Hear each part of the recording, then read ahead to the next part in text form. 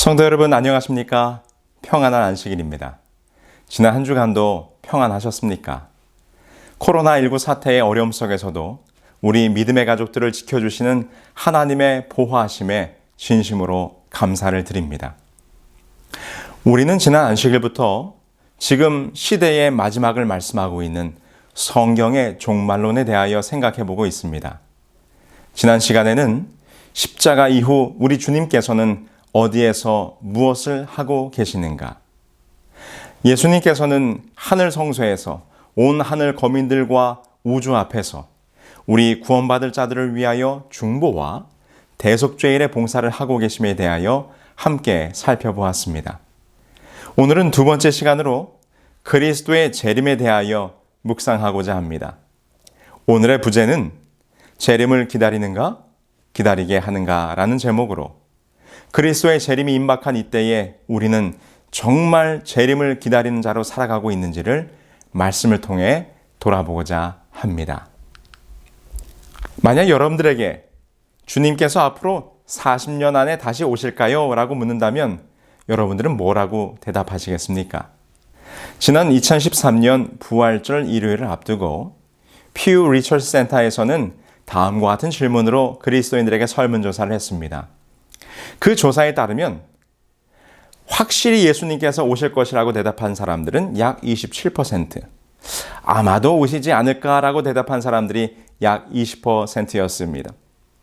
반대로 38%는 그리스도가 앞으로 40년 안에 확실히 또는 아마도 오지 않을 것이라고 믿는다라고 이렇게 대답을 했다는 것입니다. 여러분, 예수님의 재림, 곧 우리를 다시 데리러 오시겠다고 하시는 주님의 약속을 정말 믿으십니까? 독일의 신학자 불트만은 이런 이야기를 했습니다. 신앙은 약속에서 약속으로 가는 행위이다 라는 말을 했습니다. 우리는 신앙을 하는 사람들입니다. 특별히 예수 그리스도를 믿는 신앙을 합니다. 그래서 우리를 기독교인이라고 부르죠. 신앙을 한다는 것은 무엇입니까? 그것은 믿는다는 것입니다. 그럼 우리는 무엇을 믿습니까? 신학자 불트만의 말처럼 우리는 약속을 믿는 사람들입니다.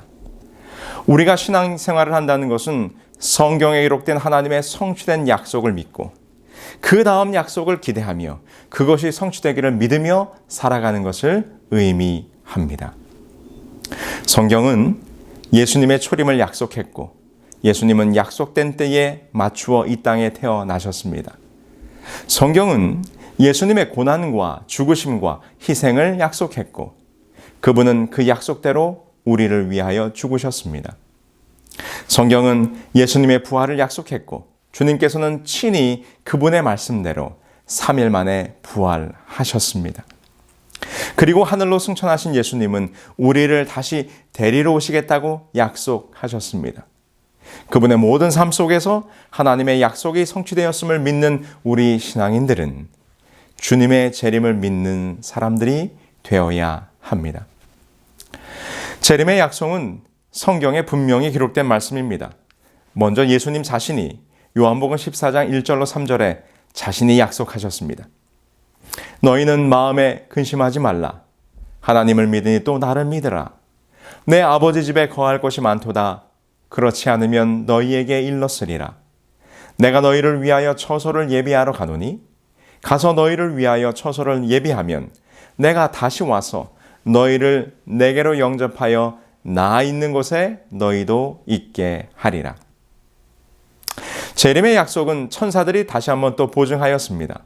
사도행전 1장 10절에 기록하기를 가로되 갈릴리 사람들아 어찌하여 서서 하늘을 쳐다보느냐. 너희 가운데서 하늘로 올리우신 이 예수는 하늘로 가심을 본 그대로 오시리라 하였느니라. 아울러 이 재림의 약속은 사도들이 재차 확인한 약속입니다. 데살로니가전서 4장 16절로 17절에 기록하기를 주께서 호령과 천사장의 소리와 하나님의 나팔로 친히 하늘로 쫓아 강림하시리니 그리스도 안에서 죽은 자들이 먼저 일어나고 그 후에 우리 살아남은 자도 저희와 함께 구름 속으로 끌어올려 공중에서 주를 영접하게 하시리니 그리하여 우리가 항상 주와 함께 있으리라. 여러분, 그런데 더 놀라운 것은 주님께서 친히 말씀하신 재림의 징조들이 지금 이 시대에 분명히 성취되고 있다는 것입니다. 오늘 말씀을 시작하면서 먼저 간략하게 재림의 징조들이 어떻게 이루어지고 있는지를 한번 살펴보겠습니다. 예수님께서 마태복음 24장 7절로 8절에 이렇게 말씀하셨습니다. 예수님의 재림의 징조에 대하여 설명하시면서 예수님께서 제자들에게 말씀하시기를 처처에 기근과 지진이 있으리니 이 모든 것이 재난의 시작이니라. 예수님께서는 재난의 시작을 알리는 징표로서 처처에 지진이 있을 것이라고 말씀하셨습니다. 여러분, 이 도표를 한번 보실까요? 이 도표는 예수님께서 말씀하신 당시의 시대부터 현재까지의 진도 7 이상의 지진이 얼마나 자주 발생했는지를 보여주고 있는 도표입니다. 여러분들이 보시는 것처럼 20세기에 접어들면서 지진의 빈도수는 급격하게 증가합니다. 그리고 지난 2000년 이후에 우리의 기억 속에 여전히 생생하게 남아있는 인도네시아의 쓰나미, 동일본 대지진, 중국, 그리고 멕시코, 그리고 하이티에서의 대지진 등이 있었습니다. 이러한 모습을 볼 때 이것은 분명한 예수 그리스도의 예언의 성취입니다. 그 다음 예수님께서는 뭐라고 말씀하셨습니까? 말세가 되면 거짓 선지자, 곧 거짓 그리스도가 등장할 것이라고 경고하셨어요. 마태복음 24장 4절로 5절에 예수님께서 말씀하시기를 너희가 사람의 미혹을 받지 않도록 주의하라. 많은 사람이 내 이름으로 와서 이르되 나는 그리스도라 하여 많은 사람을 미혹해 하리라. 여러분, 이 또한 우리는 분명히 성취되고 있음을 봅니다. 통일교회 문선명, 자칭 재림한 그리스도라고 자기를 이야기했습니다. 찰스 맨슨, 1969년 아마 이 야만적인 메시아에 대해서 여러분들은 기억하실 것입니다. 이 찰스 맨슨은 흑인들을 몰살하고 세상을 구원해야 된다라고 그는 스스로 가르쳤습니다. 그 다음 이 사람은 누굽니까? 데이빗 코레시. 1990년대 텍사스에서 등장했던 이 데이빗 코레시는 그의 이름을 데이빗 코레시라고 바꿨어요. 그것이 무엇인가? 성경의 다윗 왕의 뒤를 잇는다는 뜻으로 데이빗을 취했고, 코레시는 바벨론의 이스라엘 포로들을 해방시켜준 페르시아의 고레스의 이름을 따서 그는 데이빗 코레시라는 이름을 만들었습니다. 그 다음 이 사람은 마샬 애플 화이트예요. 1997년 그는 생명을 끊고 영원히 준비된 우주선에 탑승해야 된다고 말했고 그의 말에 따라 39명이 죽임을 당했습니다. 그리고 최근에 한국에서 아주 유명세를 떨치고 있는 사람이죠. 바로 신천지 예수교 증거장막 성전의 바로 이만희 총회장. 그들은 그들을 인도할 선한 목자라고 칭하면서 그를 칭송하는 모습을 봅니다. 국제종교문제연구소장에 따르면 국내 소종파 지도자들 가운데 자칭 자신을 하나님이라 주장하는 사람이 20여 명, 그리고 이 재림한 예수를 자처하는 사람이 무려 50명이 넘는다고 하는 통계를 우리는 봅니다. 여러분, 이 또한 말세의 징조가 성취되는 모습이 아닐 수가 없는 것입니다. 그리고 전쟁과 전쟁의 소문들은 어떻습니까? 거짓 선지자들과 적그리스도의 출현을 경고하신 예수께서는 다음으로 전쟁과 전쟁의 소문이 돌게 될 것이라고 말씀하셨습니다. 마태복음 24장 7절에 예수님께서 말씀하시기를 민족이 민족을, 나라가 나라를 대적하여 일어나겠고 라고 말씀하셨습니다. 여러분, 무려 지난 20세기 한 세기 동안에만 전쟁으로 인해 사망한 사람의 수가 2억 명이 넘습니다. 미국 하버드 대학의 P.A. 소로킨이라고 하는 사회학 교수는 전쟁에 관한 아주 흥미로운 숫자를 발표했는데요. 그의 연구에 따르면 과거 2500년간 약 902회의 전쟁과 1615회의 내란이 일어났다는 사실을 그는 통계적으로 이야기합니다.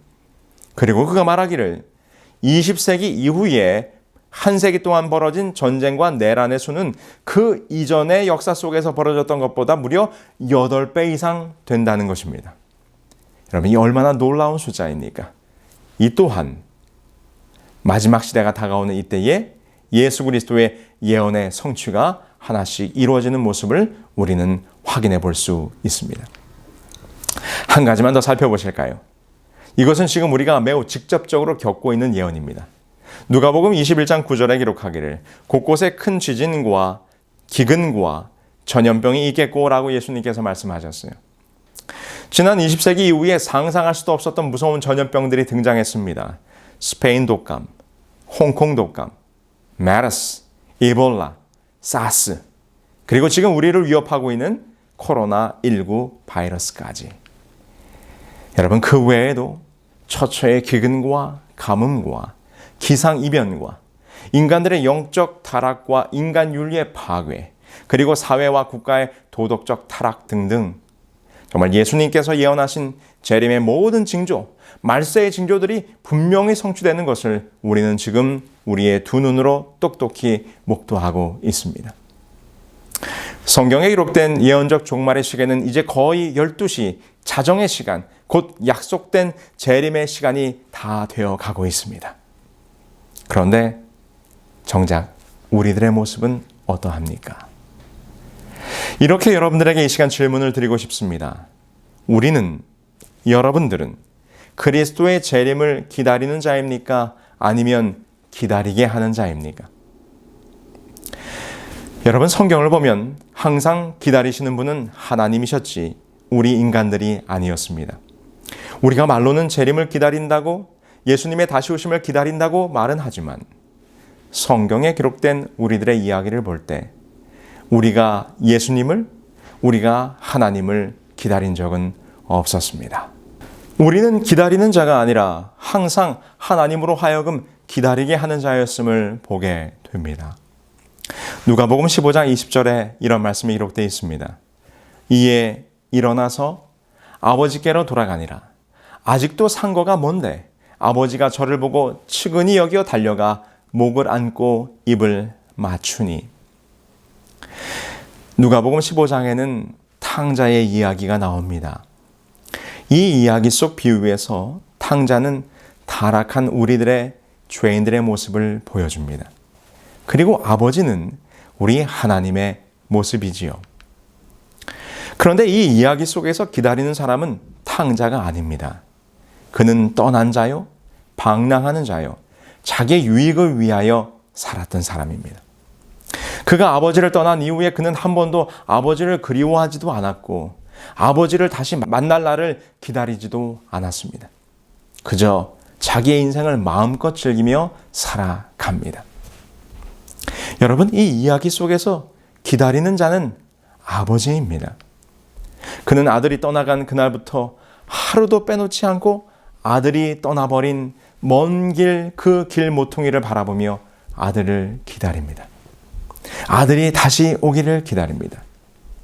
그의 기다림이 얼마나 간절했던지 누가복음 15장 20절의 기록처럼 아들이 돌아오는 모습을 본 아버지는 아직도 그 거리가 먼데도 불구하고 아들이 돌아오는 것을 알아보고 달려나가는 것입니다. 어찌 아들이 돌아오는 것을 알았겠습니까?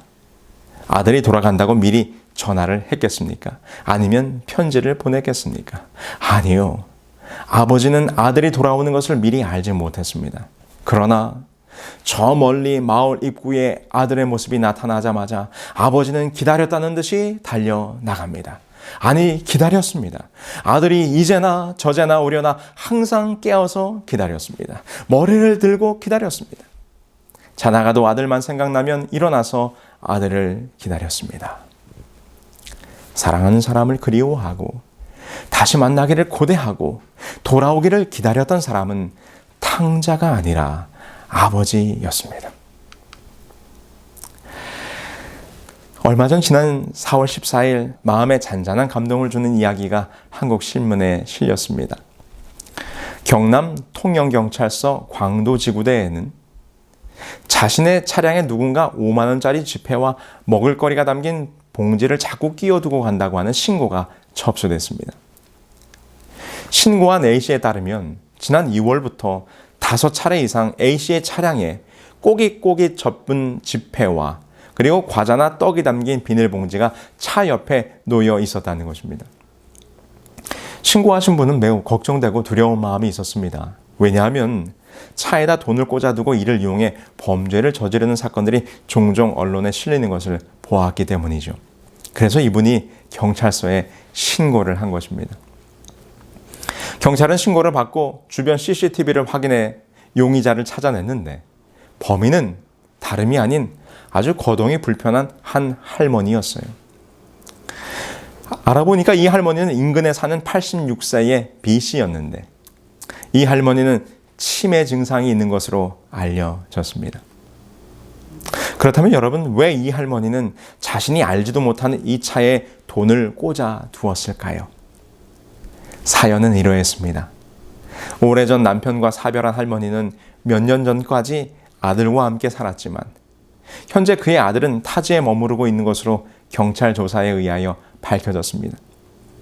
그런데 할머니의 아들은 어머니와 함께 지낼 당시 빨간색 승용차를 몰고 다닌 것으로 알려졌는데 할머니는 같은 색의 자동차인 이 A씨의 차량을 자기 아들의 차량으로 생각해 용돈과 먹을거리를 몰래 그 차에 남겨두었던 것입니다.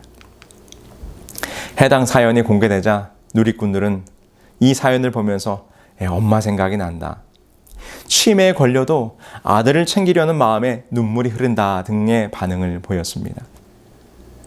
치매로 인해 당신의 정신은 흐릿해졌어도 아들을 기다리는 어머니의 마음이 감동이 되는 사연이었습니다. 여러분, 이것이 부모의 사랑입니다. 이것이 탕자의 아버지의 사랑이었습니다.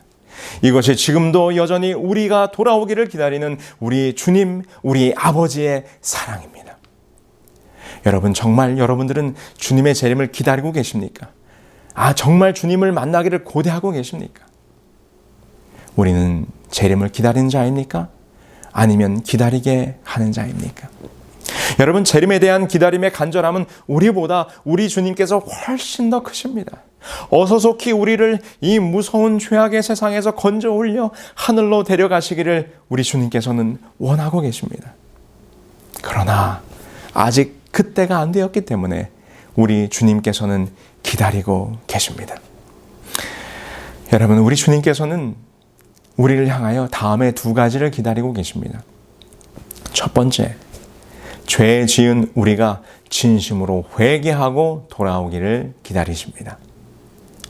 누가복음 15장 17절에 이렇게 기록합니다. 이에 스스로 돌이켜 가로되 내 아버지에게는 양식이 풍족한 품꾼이 얼마나 많은고 나는 여기서 주려 죽는구나. 탕자는 그의 재산을 탕진하고 돼지우리에서 먹을 것을 구할 수밖에 없는 처지가 되었을 때 그는 비로소 깨닫게 됩니다. 성경은 이 부분을 스스로 돌이켜라고 표현합니다. 이 말의 의미는 자신에게로 돌아왔다라는 의미로, 한마디로 말해 이제야 정신을 차리게 되었다는 그런 의미입니다. 이 표현은 회개를 나타내는 히브리적 사고의 표현이었습니다. 당자의 길에서, 방랑의 길에서, 죄악의 길에서 이제야 스스로 돌이켜 곧 회개하여 돌아가기로 마음을 먹게 되었다는 것입니다. 하나님은 지금도 우리가 이 탕자처럼 스스로 돌이켜, 다시 말해서 우리가 회개하여 돌아오기를 기다리고 계십니다. 우리가 언제까지 아버지로 하여금 기다리게 해야 하겠습니까? 성경은 오늘도 우리들에게 회개하고 돌아오라고 호소하고 있습니다. 마태복음 3장 2절에 회개하라 천국이 가까웠느니라 하였으니, 마태복음 4장 17절에 기록하기를 이때부터 예수께서 비로소 전파하여 가라사대 회개하라 천국이 가까웠느니라 하시더라. 사도행전 2장 38절에 베드로가 가로되 너희가 회개하여 각각 예수 그리스도의 이름으로 침례를 받고 죄 사함을 얻으라. 베드로후서 3장 9절에 이렇게 기록합니다. 주의 약속은 어떤 이에 더디다고 생각하는 것 같이 더딘 것이 아니라 오직 너희를 대하여 오래 참으사 아무도 멸망치 않고 다 회개하기에 이르기를 원하시느니라. 사랑하는 여러분들이시여, 오늘 우리 안에 진정한 회개의 역사가 일어나므로 더 이상 우리 주님을 기다리게 하는 자가 되지 않도록 만드시는 우리 모두가 되기를 간절히 소망합니다. 두 번째로 우리 하나님께서는 열매를 기다리십니다. 누가복음 13장 6절로 8절에 보면 이런 말씀이 기록되어 있습니다. 한 사람이 포도원에 무화과 나무를 심은 것이 있더니 와서 그 열매를 구하였으나 얻지 못한지라. 과원지기에게 이르되 내가 3년을 와서 이 무화과 나무의 실과를 구하되 얻지 못하니 찍어 버리라. 어찌 땅만 버리느냐? 대답하여 가로되 주인이여 금년에도 그대로 두소서 내가 두루 파고 거름을 줄이니. 열매를 맺지 못하는 무화과 나무의 비유입니다. 이 주인은 무화과 나무를 심어 열매 맺기를 바랬지만 열매가 없었습니다. 주인이 과원지기에게 내가 3년을 와서 이 무화과 나무에서 실과를 구하되 얻지 못하니라고 지금 말하고 있습니다. 여러분, 유대인의 농사 규례를 살펴보면 과목을 심고 3년 동안 맺힌 열매는 할례를 받지 못한 것으로 여겨 먹지 않았고 제4년에는 첫 열매이니 하나님께 드렸고 그러므로 제5년째부터 열매를 거두는 것이 유대인의 농사 규례입니다. 그러니까 3년을 와서 열매를 구했다면 이 주인은 나무를 심어놓고 최소한 7년 이상을 기다린 셈입니다.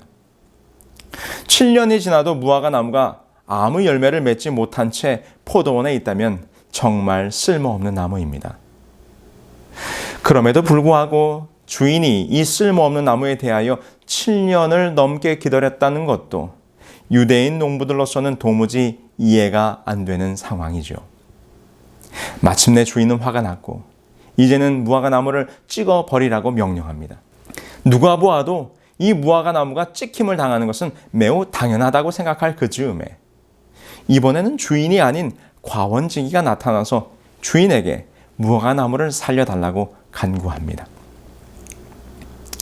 여러분, 이 비유를 예수님께서 말씀하실 때 이 열매 맺지 못한 나무는 바로 타락한 유대 민족을 의미하는 것을 당시의 사람들은 다 알고 있었습니다. 하나님께서 유다 백성을 택하사 선민으로 삼으시고 그 민족을 통하여 온 세상에 하나님의 영광을 드러내고 온 나라에 하나님을 전하는 제사장 나라로 삼았지만 그들은 그 사역을 감당하지 못했습니다. 그래서 구약 성경에서는 계속해서 이 유대 민족을 하나님께서 심으신 나무로 비유하여 설명했던 것이죠. 그러므로 열매 맺지 못하는 나무는 찍혀서 불에 던지우게 될 것입니다. 이는 곧 열매 맺지 못한 이 유대 민족의 운명을 나타내는 것입니다. 그들이 하나님의 복음을, 하나님을 온 세상에 전하는 사명을 감당하지 못할 때, 열매를 맺지 못할 때 하나님께서는 그 민족을 심판하실 것이라는 메시지가 이 속에 담겨 있는 것이지요. 제가 자라던 어릴 적 시골집에는 큰 대추나무가 있었습니다. 매년 반짝반짝 윤이 나는 붉은 대추가 많이 달렸습니다. 얼마나 많이 달렸는지 매년마다 몇 광주리씩 대추를 땄던 기억이 있습니다. 그런데 어느 해인가 잎은 무성한데 열매가 없었습니다. 그런데 제가 동네 어른들이 하는 말을 들었어요. 어른들이 하시는 말씀이 이 집 대추나무가 미쳤구만, 이런 말씀을 하시더라고요. 이 대추나무가 미쳤다는 말은 실제로 이것이 빗자루병이 걸렸다는 것을 의미하는 것인데, 대추나무가 빗자루병에 걸리게 되면 잎사귀가 마구 무성하게 번성하여 마치 머리카락을 풀어헤친 여인의 머리처럼 되기 때문에 이 빗자루병을 어른들은 미쳤다라고 하는 표현으로 대신했던 것이죠. 여러분, 그해 겨울 그 나무는 어떻게 되었을까요? 그 나무는, 아무 열매를 맺지 못했던 그 대추나무는 저희 아버지에 의하여 찢겨서 우리 할아버지의 아궁이에서 땔감이 되고 말았습니다. 이것이 바로 열매를 맺지 못하는 나무의 운명이죠. 아무리 그동안은 열매를 많이 맺었다 할지라도 이제는 열매를 맺지 못하는 나무는 아무짝에도 쓸모없기 때문에 그 나무를 찍어 아궁이에서 불태우는 것이 당연한 운명일 것입니다. 그런데 오늘 이 주인에게 과원지기이신 예수님께서는 이렇게 말씀하십니다. 금년에도 그대로 두소서. 주인이여, 금년에도 그대로 두소서. 조금만 더 기다려달라는 것입니다.